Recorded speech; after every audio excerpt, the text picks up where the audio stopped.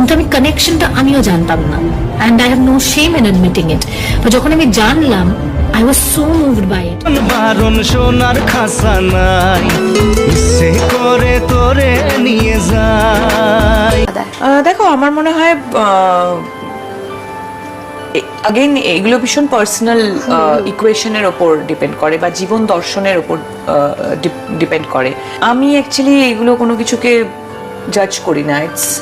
It's not a very heavy thing for me. মানে I don't want to, আমি কোথাও বসে ডিভোর্স নিয়ে ডিসকাস করতে চাই না। দুজন মানুষ একটা সময় ঠিক করেছিলেন একসাথে থাকবে, একটা সময় ভালো লাগছে না, থাকছে না, এবং আইনি পথে তারা সেপারেট হচ্ছে।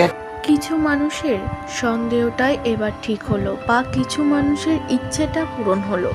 দেব শুভশ্রী জুটি, যেটা দর্শক চেয়েছিল শুধু পর্দার সামনে না, বরং তারা বাস্তব জীবনেও একসাথে থাকুক।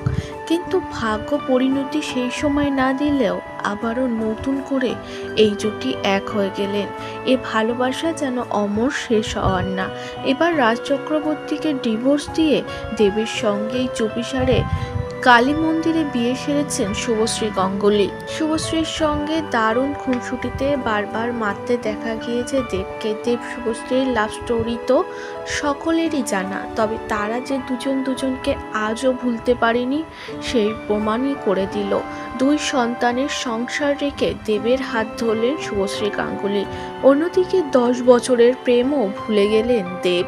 তিনি রুক্মিণীকে এক ধাক্কায় সরিয়ে দিলেন শুভশ্রীকে পাওয়ার জন্য। অনেকেই কমেন্ট করছে তারা যেন রোমিও জুলিয়েট বাস্তবে। রুক্মিণী ইতিমধ্যেই একটি ইন্টারভিউতে তার কষ্টের কথা জানিয়েছে। তিনি জানিয়েছে, আমি দেবকে বিশ্বাস করে শুভশ্রীর সঙ্গে আবারও মুভি করতে বলেছিলাম, কারণ তাদেরকে দর্শক চায়, কিন্তু এভাবে যে আমি ঠকে যাব কখনো ভাবিনি। যখন দেখেছি তাদের দুজনের মধ্যে এত ভালো একটা কানেকশান, আমি নিজেই ভাবছিলাম যে সরে আসব, কিন্তু তারা যে এত বড় ডিসিশন নিয়ে নেবে সেটা কল্পনাও করতে পারিনি। দেব এবং শুভশ্রী ভালো থাকুক, এটা চাই প্রচুর দর্শক, কারণ বাস্তবের মতো পর্দার সামনেও তাদের প্রেম নজর কেড়েছে দর্শকদের।